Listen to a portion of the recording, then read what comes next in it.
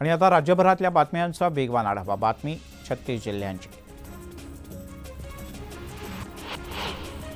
बाबा सिद्दीकी हत्याकांड प्रकरणातील 2 आरोपींनी तिसऱ्या आरोपीचं नाव उघड केलं आहे. आरोपी शिवकुमारनंच हत्येचा कट रचल्याची माहिती त्यानं दिली. दरम्यान फरार आरोपींचा शोध घेण्यासाठी मुंबई पोलिसांची 15 पथकं रवाना झाली आहेत.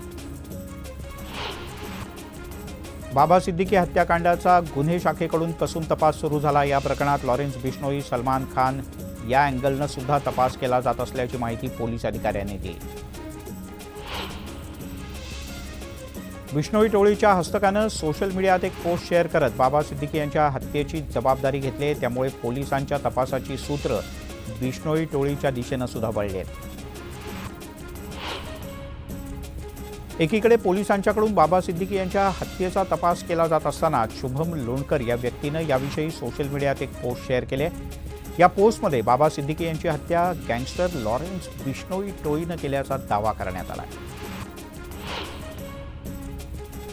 बाबा सिद्दीकी हत्या प्रकरणी आरोपी गुरनैल सिंगला पोलीस कोठडी सुनावण्यात आली.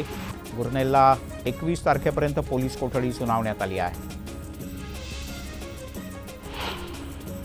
ताब्यात घेतलेल्या दोन्ही आरोपींना कोर्टात हजर करण्यात आलं. दरम्यान एका आरोपीच्या वकिलांनी आरोपी अल्पवयीन असल्याचा दावा केला. हा दावा सिद्ध करण्याचे आदेश कोर्टानं दिले. त्यामुळे आरोपीची पुन्हा एकदा वैद्यकीय तपासणी होणार आहे. ताब्यात घेतलेल्या दोन्ही आरोपींच्याकडे 28 जिवंत काडतुसं सापडले आहेत. त्यामुळे पोलिसांनी आंतरराष्ट्रीय पातळीवरचा तपास करावा लागेल असं म्हणणं कोर्टात मांडलं. बाबा सिद्दीकी हत्या प्रकरणातील चौथ्या आरोपीची सुद्धा ओळख पटली. मोहम्मद झिशान अख्तर असं या चौथ्या आरोपीचं नाव आहे. अख्तरनं सिद्दीकी यांच्या हत्येसाठी बंदूक पुरवल्याचा आरोप आहे. बाबा सिद्दीकी यांचे मारेकरी 2 सप्टेंबरपासूनच कुर्ल्यामध्ये एका भाड्याच्या खोलीत राहत होते. या खोलीसाठी 14,000 रुपयांचं भाडं निश्चित करण्यात आलं होतं. एकूण 4 जणांनी मिळून बाबा सिद्दीकी यांच्या हत्येची सुपारी घेतली होती. प्रत्येक आरोपीला सुमारे 50,000 रुपये दिले जाणार होते अशी माहिती पोलीस तपासात प्राथमिकदृष्ट्या समोर आली. बाबा सिद्दीकी हत्या प्रकरणी मोठी अपडेट समोर आली आहे. हत्येच्या वेळेला 4 शूटर उपस्थित होते. एक शूटर तंतोतंत माहिती देत असल्याचं समजतं. शूटरकडे बाबा सिद्दीकी यांचे सर्व लोकेशन होते. बाबा सिद्दीकी यांच्यावर एकूण 6 गोळ्या झाडण्यात आल्या अशी माहिती आता समोर आली आहे. सिद्दीकी हत्या प्रकरणातील आरोपींना ॲडव्हान्स पेमेंट देण्यात आलं होतं. हत्येच्या आधी 1 दिवस बंदूक सुद्धा पुरवण्यात आली होती. एका डिलिव्हरी बॉयच्या मार्फत या बंदुका पुरवल्याचं तपासात समोर आलंय. बाबा सिद्दीकी हत्या प्रकरणातील आरोपींना सिद्दीकींच्या घरी आणि ऑफिसची त्यांनी रेकी केली होती. बाबा सिद्दीकी यांच्यावर या सगळ्यांची पाळत होती. 2 आरोपी हे जवळपास 1.5 ते 2 महिन्यांपूर्वीच मुंबईत आले होते अशी माहिती सुद्धा समोर येते. बिश्नोई गँगनं फेसबुक पोस्ट करत बाबा सिद्दीकी यांच्या हत्येची जबाबदारी स्वीकारली आहे. जो दाऊदला आणि सलमानला मदत करेल त्याचा हिशेब करणार असं या पोस्टमध्ये नमूद करण्यात आलंय. बाबा सिद्दीकी यांच्या हत्येनंतर पोलीस प्रशासन अलर्ट मोडवर आहे. अभिनेता सलमान खानच्या मुंबईतल्या घराबाहेर पोलिसांची सुरक्षा वाढवण्यात आली आहे.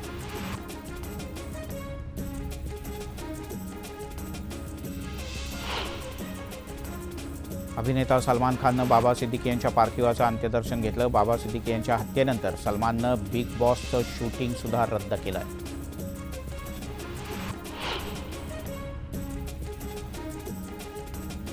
खासदार सुप्रिया सुळे यांनी बाबा सिद्दीकी यांच्या पार्थिवाचं दर्शन घेतलं. राज्यात कायदा सुव्यवस्थेचा प्रश्न निर्माण झाला असून गृह खात्याचे डोळे कधी उघडणार असा प्रश्न सुप्रिया सुळे यांनी उपस्थित केला.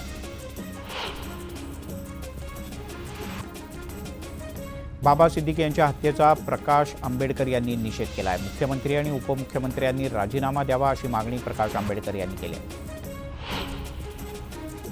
महाराष्ट्र अत्यंत वाईट परिस्थितीतून जातोय. राज्यात कायदा सुव्यवस्थेचे धेंडवडे निघालेत असं म्हणत बाळासाहेब थोरात यांनी राज्य सरकारवर सडकून टीका केली. उपमुख्यमंत्री अजित पवार कूपर रुग्णालयात दाखल झाले. अजित पवार यांनी बाबा सिद्दीकी यांच्या कुटुंबियांची भेट घेतली आणि त्यांची विचारपूस केली.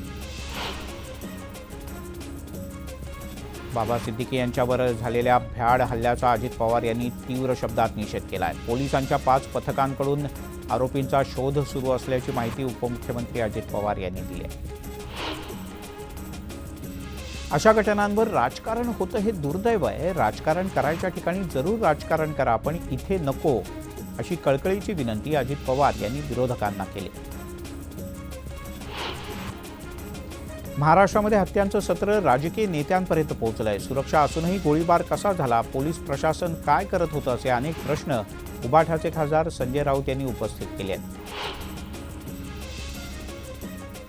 शिंदे पोलिसांचा वापर गुंड आणि टोळ्यांसारखा करतात. मुंबई पोलीस दलात नेमणुकांसाठी वर्षा बंगल्यावरून टेंडर निघालाय, असा आरोप सुद्धा संजय राऊत यांनी केला. गृहमंत्र्यांचा राजीनामा नको, त्यांची थेट हकालपट्टीच करा. फडणवीस आतापर्यंतच्या इतिहासातील सगळ्यात अपयशी गृहमंत्री असल्याचा घणाघात खासदार राऊत यांनी केला. एका आमदाराच्या वडिलांची हत्या होऊ शकते, तर सामान्य माणसाचं काय, असा प्रश्न करत आमदार यशोमती ठाकूर यांनी मुख्यमंत्री आणि उपमुख्यमंत्र्यांच्या राजीनाम्याची मागणी केली.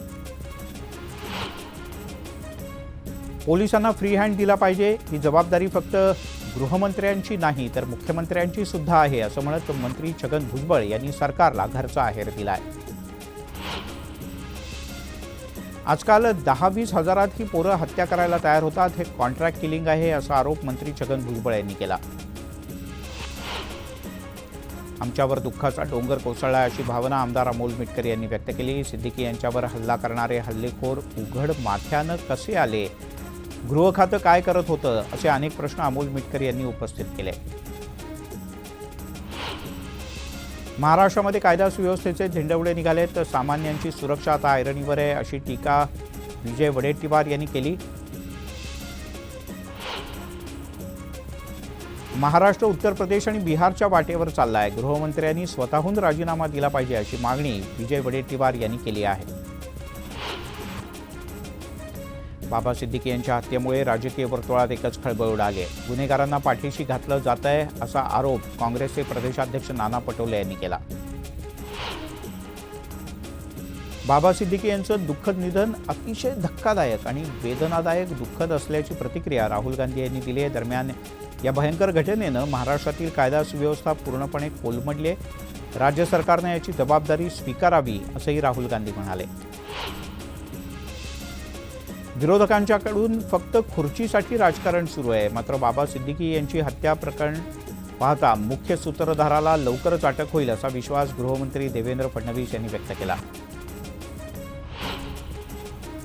विधानसभा निवडणुकीत ना युत्या ना आघाड्या, मनसे स्वतंत्रपणे महाराष्ट्रात निवडणुकांना सामोरं जाईल. निवडणुकीच्या नंतर मनसे सत्तेतला पक्ष असेल, असं मोठं आणि महत्त्वाचं विधान मनसेचे अध्यक्ष राज ठाकरे यांनी केलं आहे. एकदा मनसेच्या हातात सत्ता द्या, जे पक्ष पैसे वाटतील ते त्यांच्याकडून घ्या, पण तुमचं मत मनसेच्या उमेदवारालाच द्या, असं राज ठाकरे यांनी नमूद केलं. उद्धव ठाकरे हे इतिहासातून बाहेरच पडत नाहीत. उद्धव ठाकरे यांनी महाराष्ट्रावर बोलावं, हे महाराष्ट्रावर कधी बोलणार, असा प्रश्न राज ठाकरे यांनी केला. शरद पवार यांनी पक्ष फोडीशिवाय दुसरं केलं तरी काय? शरद पवार यांनी आधी काँग्रेस आणि नंतर शिवसेना फोडली, असा आरोप राज ठाकरे यांनी पुन्हा एकदा केला. महिलांना फुकटचे पैसे का देता? तुमच्याकडे फुकटचे पैसे कुणी मागितलेत, असा प्रश्न राज ठाकरे यांनी केला. पैशांपेक्षा रोजगार द्या, अशी कळकळीचं आवाहन राज यांनी केलंय. मराठा आरक्षणाची मागणी कोणीच पूर्ण करू शकत नाही, हे शरद पवार यांच्यापासून सगळ्यांनाच माहिती आहे. फक्त मतांसाठी गाजर दाखवलं जात आहे, असं विधान राज ठाकरे यांनी केलंय. एकीकडे चीनला विरोध आणि दुसरीकडे वल्लभभाई पटेल यांचा पुतळा चीनमधूनच बनवून आणला, असा आरोप राज ठाकरे यांनी केलाय. तर शिवरायांच्या पुतळ्यावरून सुद्धा राज ठाकरे यांनी सरकारला खडे बोल सुनावले. पक्षाच्या कार्यकर्त्यांच्या आयोजित कार्यक्रमात ते बोलत होते. आपल्याकडे चेहरे आहेत, पण आधी महायुतीचा मुख्यमंत्रीपदाचा चेहरा येऊ द्यात, मग आम्ही आमचा चेहरा जाहीर करू, असं विधान उबाठाचे प्रमुख उद्धव ठाकरे यांनी व्यक्त केलंय. मोठ्या मोठ्या जाहिराती सुरूच आहेत, पण हेच पैसे जनतेच्या सुरक्षेसाठी का वापरले जात नाहीत? आश्वासनांची होर्डिंग्स लावता, पण जबाबदारी घेणार कोण, असा प्रश्न उद्धव ठाकरे यांनी उपस्थित केला.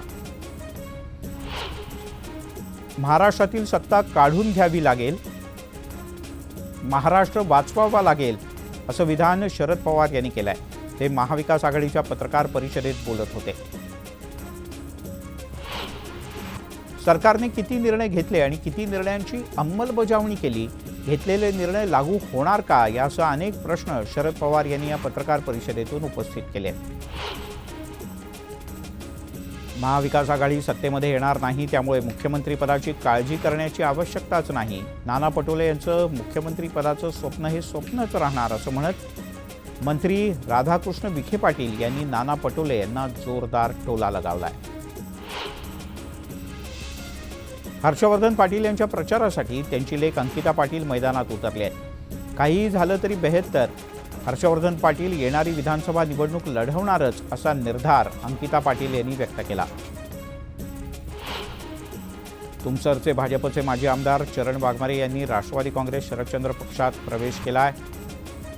शरद पवार, जयंत पाटील यांच्या उपस्थितीत हा पक्षप्रवेशाचा कार्यक्रम पार पडला. येवल्यामध्ये मंत्री छगन भुजबळ आणि आमदार सुहास कांदे यांच्यात वादाची ठिणगी पेटली. समीर भुजबळ यांनी निवडणूक लढवण्याची तयारी सुरू केलेली आहे, तर आमदार सुहास कांदे यांनी सुद्धा बॅनरबाजी करत छगन भुजबळ यांना थेट आव्हान दिलंय. आमच्या पक्षात येणाऱ्यांची आवक वाढली, आमच्याकडे येणाऱ्यांपैकी 80% लोक हे भारतीय जनता पक्षातले आहेत असं शरद पवार यांनी म्हटलंय. ते आज माध्यमांशी बोलत होते. बुलढाण्यातील जळगाव जामोद मतदारसंघाची जागा ही मूळ काँग्रेसची जागा आहे, मात्र या जागेवर आता शरद पवार यांच्या गटानं दावा केलाय. देवेंद्र फडणवीस यांची गोंदियात आज जाहीर सभा पार पडली. यावेळेला अचानक पावसानं हजेरी लावली, त्यामुळे लोकांची तारंबळ उडाली. पावसापासून बचाव करण्यासाठी लोकांनी खुर्च्या उचलून डोक्यावर घेतल्या.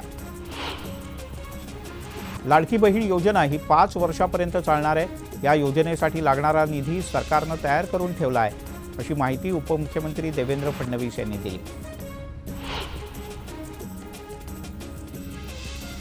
रत्नागिरीत राष्ट्रीय स्वयंसेवक संघाच्या संचलनाच्या वेळेला मुस्लिम समाजातल्या काही जणांनी संचलन अडवत अल्लाहू अकबरच्या घोषणा दिल्या.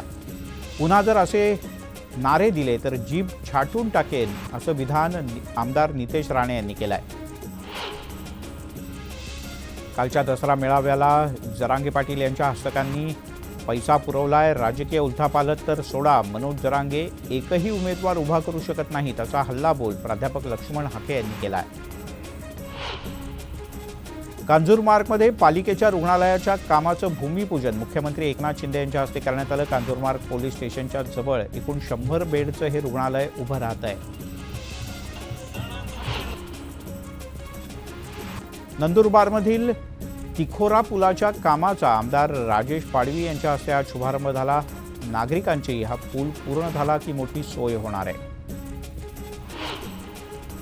अजित पवार गटाचे ज्येष्ठ नेते तुकाराम बिडकर कार अपघातात जखमी झाले. त्यांच्यावर सध्या एका खासगी रुग्णालयात उपचार सुरू आहेत.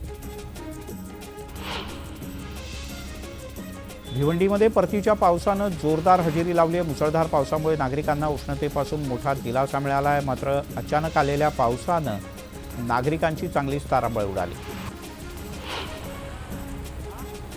4 दिवसांच्या विश्रांतीनंतर पावसानं मुरबाडमध्ये जोरदार हजेरी लावली. 4 दिवसांपूर्वी आलेल्या मुसळधार पावसानं तालुक्यातील वीज पुरवठा खंडित झाला होता. दरम्यान पुन्हा मुसळधार पाऊस बरसत असल्यानं स्थानिकांमध्ये काहीसं चिंतेचं वातावरण आहे. धुळ्यात परतीच्या पावसानं जोरदार हजेरी लावली. पावसामुळे कापूस आणि मक्याच्या पिकांना फटका बसण्याची शक्यता आहे, त्यामुळे शेतकरी हवालदिल आहे. भुसावळमधील वाघूर धरणाचे 10 दरवाजे 50 सेंटीमीटरनं उघडण्यात आले. धरणातून 67,000 क्युसेकच्या वेगानं पाण्याचा विसर्ग सुरू झाला आहे. बुलढाण्यामध्ये गेल्या 24 तासांपासून मुसळधार पाऊस सुरू आहे. याचा फटका स्मशानभूमीला सुद्धा बसला. स्मशानभूमीमध्ये अंत्यसंस्कारासाठी लागणारी लाकडं ठेवण्यात आली होती. ही सगळी लाकडं पाण्यात वाहून गेली. सरकारचं लक्ष वेधण्यासाठी धनगर समाजाच्या वतीनं ढोल बजाव आंदोलन करण्यात आलं. कळंबोली इथे गेल्या 5 दिवसांपासून अशा प्रकारे वेगवेगळे आंदोलनं सुरू आहेत. या आंदोलनाची दखल न घेतल्यास धनगर बांधव आक्रमक होतील असा इशारा देण्यात आला आहे. आरक्षणाच्या मागणीसाठी पुण्यात धनगर समाज बांधवांच्याकडून ढोल बजाव आंदोलन करण्यात आलं। धनगर आरक्षणाच्या अंमलबजावणीचा शासन निर्णय तातडीनं काढावा अशी मागणी आंदोलकांनी केली आहे।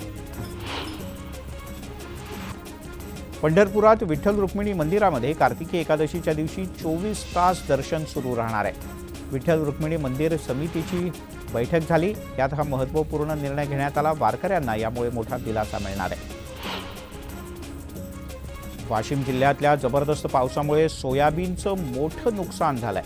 उत्पादनात घट होणार असल्यानं शेतकरी आत्तापासूनच आर्थिक संकटात सापडला आहे। शासनानं त्वरित आर्थिक मदत करावी अशी शेतकऱ्यांची मागणी आहे।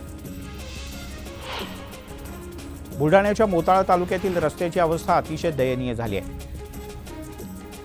बोर्डेखी दहिगाव रस्ता प्रवाशांसाठी जीवघेणा ठरतोय। प्रशासन या दुरवस्थेकडे कधी लक्ष देणार आणि हा रस्ता कधी दुरुस्त होणार असा प्रश्न स्थानिक करतायत। कोकणामध्ये भात कापणीला वेग आलाय, मात्र पावसाची शक्यता कायम असल्यानं शेतकरी काहीसा चिंतेत आहे। भुसावळमधील खडका रोडवर मोठ्या प्रमाणात अतिक्रमण झाल्यानं वाहतूक कोंडीची समस्या वाढली आहे। या भागातील अतिक्रमण काढावं अशी स्थानिक नागरिकांची आग्रही मागणी आहे। वर्ध्यामध्ये राष्ट्रीय स्वयंसेवक संघाचा विजयादशमीचा उत्सव केसरीमल कन्या शाळेच्या मैदानात पार पडला। यावेळेला संघाच्या स्वयंसेवकांनी शहरातल्या प्रमुख रस्त्यावरून शानदार पथसंचलन काढलं।